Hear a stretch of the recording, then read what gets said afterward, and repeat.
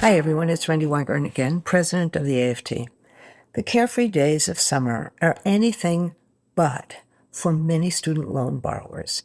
Beginning now, this month, millions of Americans with student debt will see their monthly student loan bills spike as a result of President Trump's One Big Beautiful Bill Act.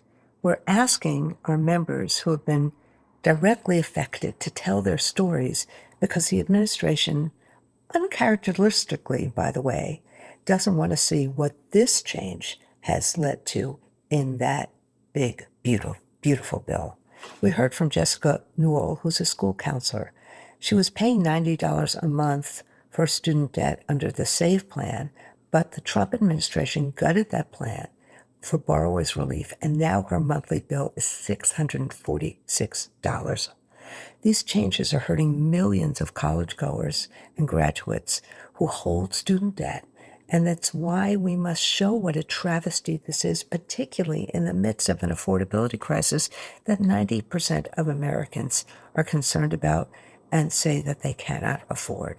And we're seeing this as back to school shopping is landing so hard on family budgets. Nearly half of parents have said that they're cutting back on on back to school supplies.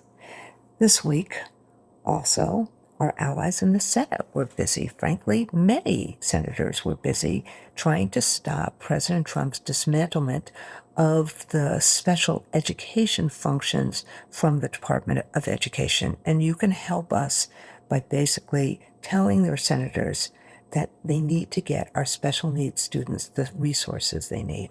The Senate is also trying to do something to help in terms of literacy, and the bill is very much in line with what the AFT convention delegates passed this summer just at our convention, reasserting the right to learn and the conditions necessary to become strong readers, writers, and thinkers.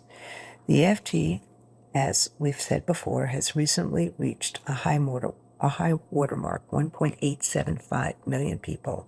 And this week, we have more people who have joined the AFT. We have the AFT employees at the Cadman Academy Charter School in Boston who have just ratified their first contract. The UUP professionals have just ratified their first contract. And employees at Providence System in Oregon have joined the AFT. And speaking of UUP and New York, I want to also lift up the New York State United Teachers for calling for statewide safeguards and guardrails in the use of artificial intelligence in school after a school district announced a pilot program using a humanoid robot built by a company associated with sex dolls. None of this has any place in our children's classrooms. So I hope you can enjoy these days of summer. And I just want to say one more time, thank you so much for being a member of the AFT and playing the role you play in classrooms, in healthcare, and in our union. Thank you.